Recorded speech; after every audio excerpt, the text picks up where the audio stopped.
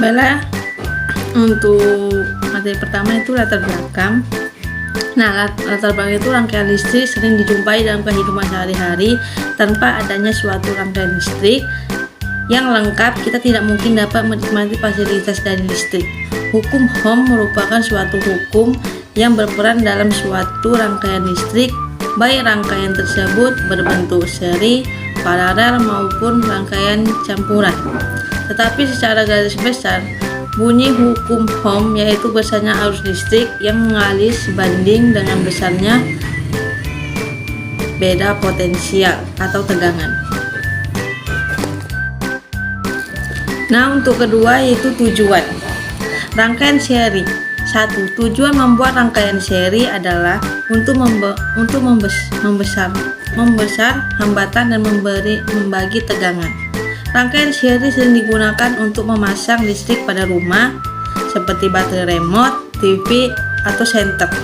Nah, rangkaian paralel itu tujuannya membuat rangkaian paralel adalah untuk menyalurkan energi listrik pada suatu benda elektronik. Rangkaian paralel memiliki beberapa kelebihan seperti A. Pembagian arus merata pada setiap bagian. B. Jika satu bagian terputus, bagian lainnya tidak akan terganggu. C. Listrik akan hemat karena tidak semuanya menyala terus. Nah, kita lanjut yaitu arus listrik dan rangkaian listrik arus searah.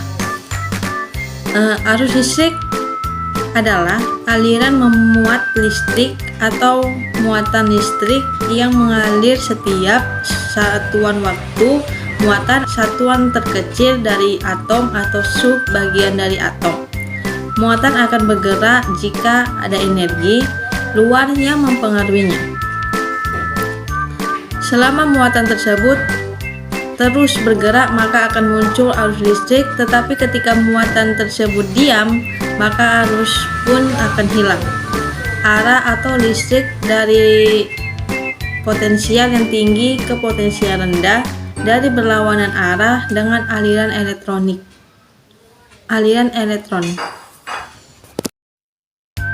Nah, kita lanjut untuk materi selanjutnya yaitu cara kerja rangkaian seri.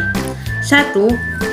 Arus listrik tidak dapat berubah setelah masuk ke dalam komponen.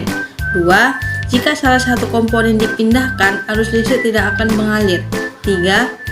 Rangkaian sederhana dan hemat kabel. 4. Contohnya itu radio, TV, dan komputer. Nah, kita lanjut materi selanjutnya, arus listrik pada percabangan. Pada rangkaian listrik yang terdapat percabangan, terdapat arus yang mengalir masuk dan arus yang mengalir keluar percabangan. Hal tersebut memenuhi aturan jumlah arus yang masuk sama dengan jumlah arus yang keluar. Nah, materi selanjutnya itu hukum Ohm atau hambatan listrik. Apabila kita menghubungkan baterai 3V, aliran arus akan 2 kali lipat jika dihubungkan dengan baterai 1,5V. Watt arus listrik dipengaruhi oleh besarnya sumber, tegangan, dan hambatan pada kawat. Elektron terlambat karena adanya interaksi dengan atom-atom kawat penghantar. Nah, selanjutnya itu rangkaian resistor. Di dalam suatu rangkaian listrik sering terdapat lebih dari satu resistor. Resistor tersebut tersusun secara seri atau secara paralel atau gabungan antara seri dan paralel. Nah, inilah untuk selanjutnya itu hambatan jenis dan konversi suhu badan pada suhu kamar A sama dengan 20. Ini gambarnya, bisa teman-teman lihat. Ini adalah kode warna resistor. Buat teman-teman yang belum tahu atau memang sudah, bisa dilihat.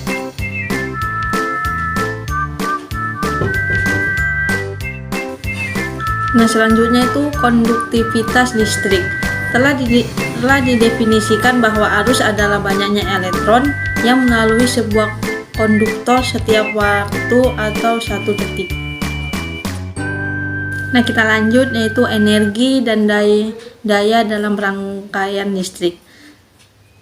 Energi listrik bila pada ujung ujung-ujung suatu kawat pengantar yang menghambat R terdapat berpotensi V, maka di dalamnya mengalir arus terbesar 1/VR. Untuk mengalirkan arus ini, sumber arus mengeluarkan energi. Besarnya energi yang dikeluarkan oleh sumber arus untuk mengalirkan arus listrik adalah W sama dengan V 1T 1,22, di mana V dalam volt 1 dalam ampere dan T dalam detik atau sekon. Karena V maka V 12V maka 1V R maka W T R V2 sama dengan 1,24.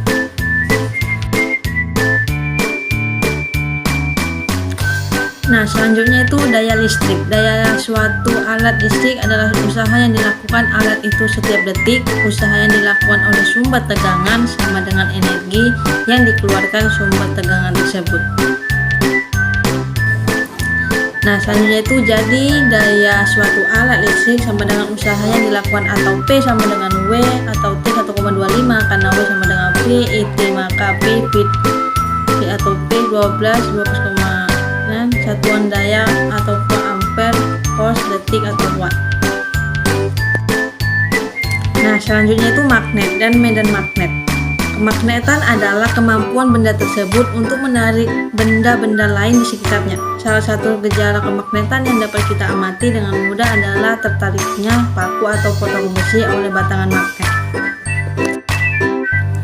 Nah, sifat-sifat magnet. 1. Magnet hanya dapat menarik benda-benda tertentu dalam jangkauannya. Artinya, tidak semua benda dapat ditarik.